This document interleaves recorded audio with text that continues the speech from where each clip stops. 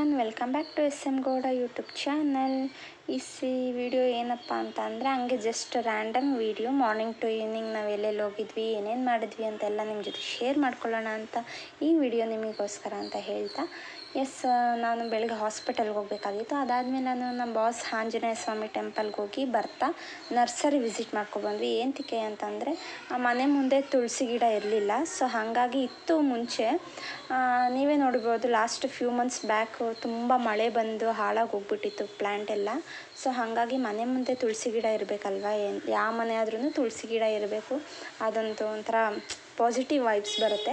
So ಹಾಗಾಗಿ ಇದು ತುಳಸಿ ಗಿಡ ಇರಲಿಲ್ಲ ಅಲ್ವ, ತೊಗೊಬರೋಣ ಅಂತ ನರ್ಸರಿಗೆ ಹೋಗಿದ್ವಿ.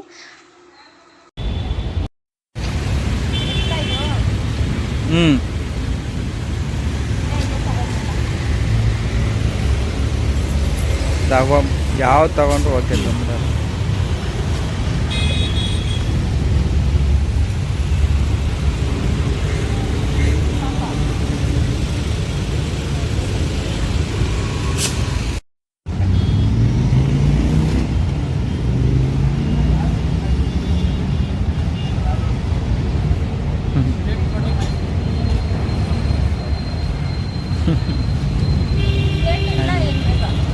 ಇರಲಿ ಚೆನ್ನಾಗೈತೆ, ಗಿಡಗಳು ಚೆನ್ನಾಗಿದೆ ಫ್ರೆಶ್ ಆಗಿ.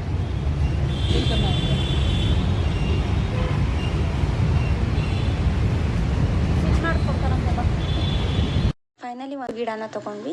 ಆಮೇಲೆ ಅದಕ್ಕೆ ಪಾಟ್ ಬೇಕಿತ್ತಲ್ವ, ಪಾಟು ಮತ್ತು ಪ್ಲೇಟ್ಸು ಎಲ್ಲ ಅಲ್ಲೇ ಇರುತ್ತೆ ಅಂದ್ಬಿಟ್ಟು ತೊಗೊಂಡ್ವಿ.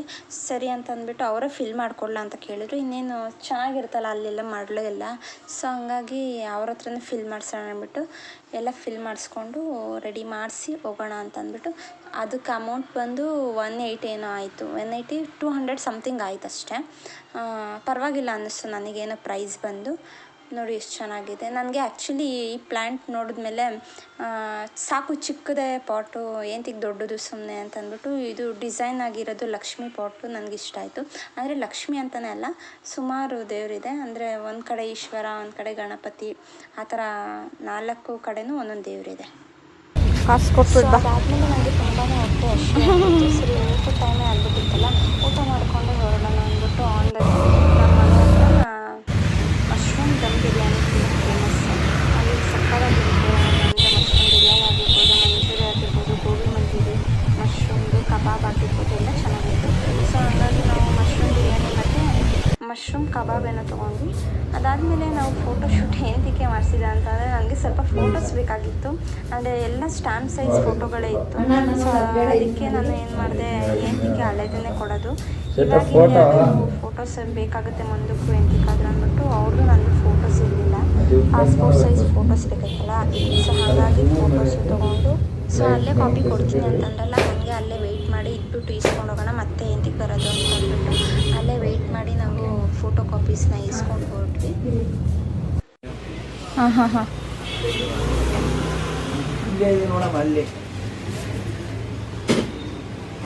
ನಾನು ಅದನ್ನೇ ಹೇಳಿ ನಿನ್ಗೆ ಅಲ್ಲೇ ಮಾಡಿಸು ಅಂತ, ಇಲ್ಲಿ ಕೇಳು ಅಂತಾನೆ ಇದ್ದೀನಿ. ಏನಿಲ್ಲ,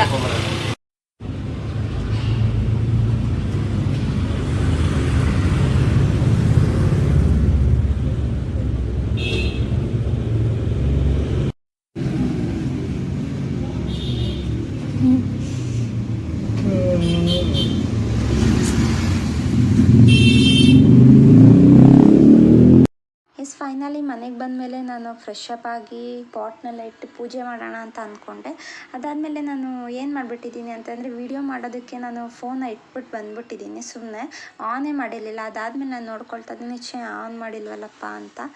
ಬಟ್ ಇಟ್ಸ್ ಓಕೆ, ಪರವಾಗಿಲ್ಲ. ಚೇರೆಲ್ಲ ಇಟ್ಟು, ಅಂದರೆ ಚೇರ್ ಎಂತಕ್ಕೆ ಇಟ್ಟಿರೋದು ಅಂತಂದರೆ ನಿಮಗೆ ಗೊತ್ತಾಗುತ್ತೆ, ಅದು ಪಾಟು ಸ್ವಲ್ಪ ಚಿಕ್ಕದಲ್ವಾ, ಅಂದರೆ ದೊಡ್ಡದು ಏನಕ್ಕೆ ತೊಗೊಬರೋದು, ಚಿಕ್ಕ ಗಿಡಕ್ಕೆ ಅಷ್ಟು ದೊಡ್ಡದು ಗಿಡ ಬೇಡ, ಅಂದರೆ ಪಾಟ್ ಬೇಡ.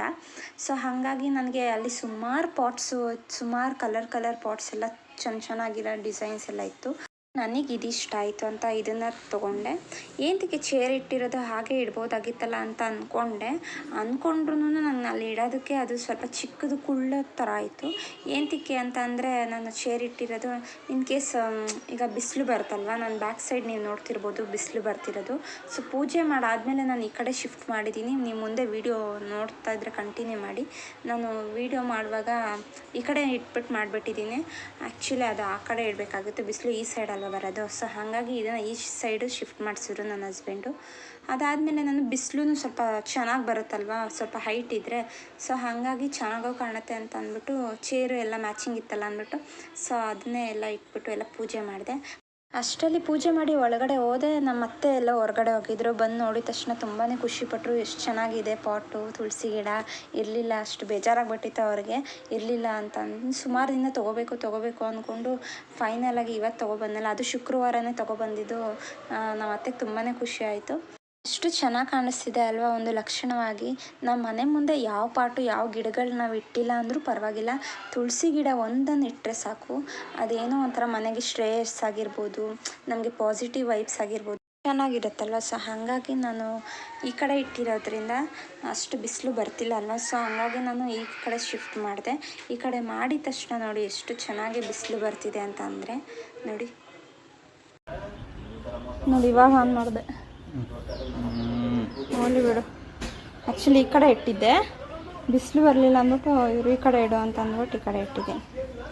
ಚೆನ್ನಾಗಿ ಕಾಣಿಸ್ತಿದೆ.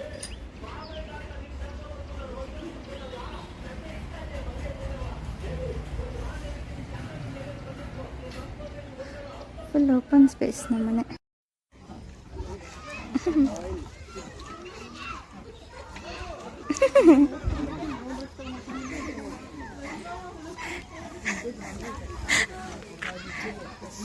ಸೊಂಟಕ್ಕನ ಕನ್ನಕ್ಕನ ಸೊಂಟಕ್ಕನ ಕನ್ನ. ಓ ಸಾಕು.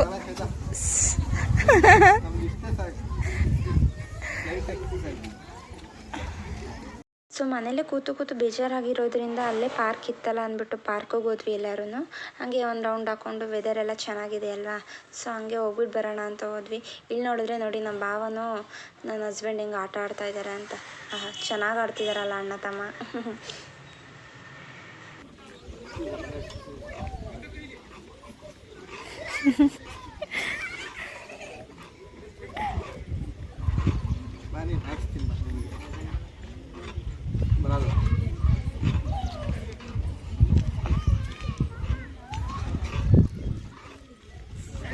ಸದ್ಯಕ್ಕೆ ಈಗ ಯಾವುದು ಮಾಡಬಾರ್ದು ನಾನು. ನನ್ನ ಗಂಡನ ಬೀಳ್ಸ್ಬಿಡ್ತೀರ ಆಮೇಲೆ.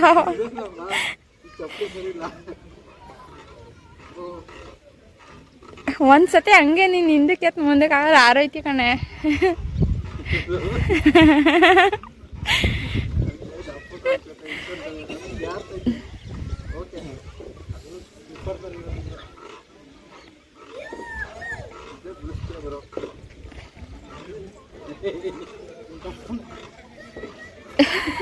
ಎಳೆ ಮಕ್ಳು ಆಡಂಗೆ ಆಡ್ತಾ ಇದ್ದೀರ.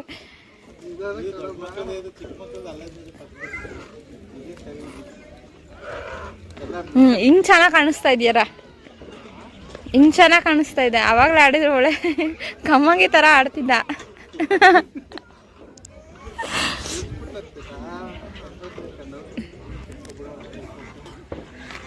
ನಾನು ನಿಮ್ಗೆ ಆವಾಗಲೇ ಹೇಳ್ದಂಗೆ ಎಷ್ಟು ಬ್ಯೂಟಿಫುಲ್ ಆಗಿದೆ ಈ ಪಾರ್ಕ್ ಅಂತಂದರೆ, ಅಲ್ಲಿ ನಿಜವಾಗ್ಲೂ ವಾಕ್ ಮಾಡೋದಕ್ಕಾಗಲಿ, ಮಕ್ಳಿಗೆ ಆಟ ಆಡೋದಕ್ಕಾಗಲಿ, ಮತ್ತು ಪ್ರೆಗ್ನೆನ್ಸಿ ಅವ್ರಿಗೆ ವಾಕ್ ಮಾಡೋದಕ್ಕಾಗಲಿ, ವಯಸ್ಸಾದವ್ರಿಗೆ ಅಷ್ಟು ತುಂಬ ದೊಡ್ಡದಾಗಿದೆ ಪಾರ್ಕ್ ಅಂತ ಹೇಳ್ಬೋದು. ನನಗೂ ಗೊತ್ತಿಲ್ಲ, ಫಸ್ಟ್ ಟೈಮ್ ಹೋಗಿರೋದ್ರಿಂದ. ಅಂದರೆ ಎಲ್ಲ ಈಗ ರೆಡಿ ಮಾಡ್ತಿದ್ದಾರೆ, ತುಂಬಾ ಚೆನ್ನಾಗಿದೆ ಅಂತ ಹೇಳ್ಬೋದು. ನಾವಿರೋ ಮನೆಗಳು ಅಷ್ಟೇ ಅನಿಸುತ್ತೆ ಬಿಲ್ಡಿಂಗ್ಗಳು. ಅದಾದಮೇಲೆ ಇದು ಫುಲ್ಲು ಒಂಥರ ಕಾಡು ಥರ ಇದೆಯಂತೆ, ನನಗೂ ಗೊತ್ತಿರಲಿಲ್ಲ, ನಮ್ಮ ಭಾವ ಹೇಳಿದ್ರು. ಅಂದರೆ ಹಿಂದೆಗಡೆ ಎಲ್ಲ ಫುಲ್ ಬೆಟ್ಟ ಗುಡ್ಡಗಳ ಥರ ನೋಡಿ, ಆ ಕಡೆ ಎಲ್ಲ ಹಿಂದೆ ಕಾಣಿಸ್ತಿದೆಯಲ್ಲ. ಸೊ ಅಲ್ಲಿ ಯಾವುದು ಇನ್ನು ಮನೆಗಳಿಲ್ಲ. ಹಾಗಾಗಿ ನನಗೆ ಈ ಪಾರ್ಕ್ ಯಾಕೋ ತುಂಬ ಫೇವ್ರೇಟ್ ಆಗೋಯ್ತು ಅಂತ ಹೇಳ್ಬೋದು.